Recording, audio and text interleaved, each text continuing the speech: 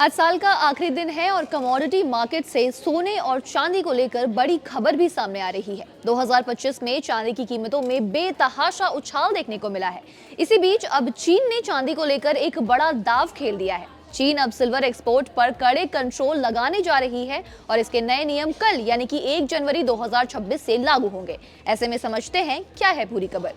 दरअसल चीन के वाणिज्य मंत्रालय ने अक्टूबर महीने में ही इन नए नियमों का ऐलान कर दिया था। उसी दौरान अमेरिकी के राष्ट्रपति डोनाल्ड ट्रंप और चीन के राष्ट्रपति शी जिनपिंग की मुलाकात दक्षिण कोरिया में हुई थी।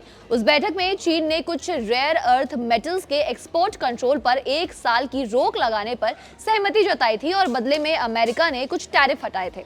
अब चीन ने ऐसे 44 कंपनियों की एक लिस्ट जारी की है जिन्हें 2026 और 2027 में सिल्वर एक्सपोर्ट की अनुमति दी जाएगी। इतना ही नहीं, 2026 से टंगस्टन और एंटीमनी जैसे मेटल्स के निर्यात पर भी नई सीमाएं लागू होंगी। सिक्योरिटीज टाइम की एक रिपोर्ट के अनुसार अब सिल्वर को रणनीतिक मटेरियल्स का दर्जा दे दिया गया है और इसका एक्सपोर्ट भी रेयर अर्थ मेटल्स की तरह कंट्रोल नियमों के तहत ही होगा। वहीं अमेरिका पहले ही चांदी को क्रिटिकल मिनरल्स की लिस्ट में शामिल कर चुका है, क्योंकि चांदी का इस्तेमाल electric circuit, batteries, solar cell, medical equipments और डिफेंस इंडस्ट्रीज में बड़े पैमाने पर जो होता है।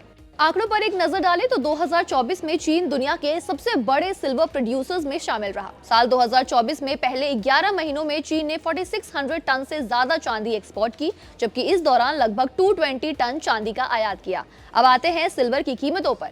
बढ़ती मांग के बीच चांदी की कीमतों में जोरदार उछाल देखने को मिला। कुछ चीनी कंपनियों ने कर्नाटक की कोया सिल्वर से मार्केट रेट से $8 ज्यादा से चांदी खरीदने का प्रस्ताव दिया। एक भारतीय खरीदार ने मार्केट प्राइस से $10 ज्यादा का ऑफर दिया।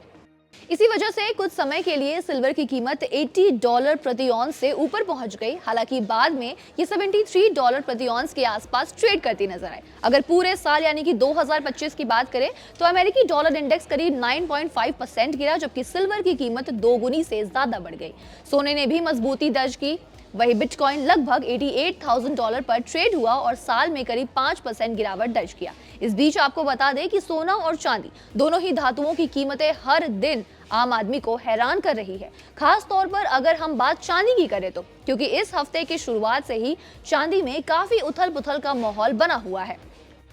सोमवार यानी 29 दिसंबर को जहां चांदी टूटकर 21,000 पर आ गई थी, तो वहीं मंगलवार यानी कि कल फिर से तूफानी रफ्तार से भागती हुई नजर आई और आज यानी साल के आखिरी कारोबारी दिन MCX यानी मल्टी कमोडिटी एक्सचेंज में सुबह 10 बजे के करीब चांदी में 10,000 रुपए प्रति किलो से ज्यादा की गिरावट दर्ज की गई। इस समय 1 किलो चांदी का भाव 2,40,650 रुपए चल रहा है। चांदी ने अब तक 2,32,228 का लो रिकॉर्ड और 2,42,000 रुपए प्रति किलो का हाई रिकॉर्ड बनाया है। कमोडिटी एक्सपर्ट अजय केडिया का कहना है कि जिस तरह से हम चांदी में गिरावट देख रहे हैं, उसके तहत नया बेस रेंज 1,50,000 रुपए प्रति किलो मान सकते हैं। चांदी में जो लगातार उतार चढ़ाव हो रहे हैं, उसके पीछे कई कारण हैं, जैसे यूक्रेन और रूस के बीच समझौता हो चुका है। जब भी दुनिया भर में चल रही अनसर्टेनिटी थम जाती है या ठीक होने की कगार पर होती है, तब सोने और चांदी जैसी धातुओं के दाम गिरने लगते हैं। एक वजह चांदी की इंडस्ट्री में बढ़ती डिमांड भी है।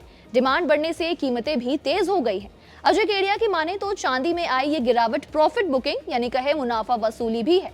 इन दोनों के अलावा अभी हाल फिलहाल में टेस्ला और स्पेसएक्स के CEO एलॉन मस्क ने चांदी में जारी एक तरफा तेजी पर चिंता जताई है और कहा है कि इसका कई इंडस्ट्रियल प्रोसेस में यूज तेज हो रहा है और इस बढ़ोतरी ने पूरी इंडस्ट्री को चिंता में डाल दिया है। खैर, अब आने वाले समय में चांदी की कीमतों में और कितना उतार चढ़ाव देखने को मिलेगा, ये तो आने वाला वक्त ही बताएगा। आप बताइए, इस खबर पर आप क्या सोचते हैं?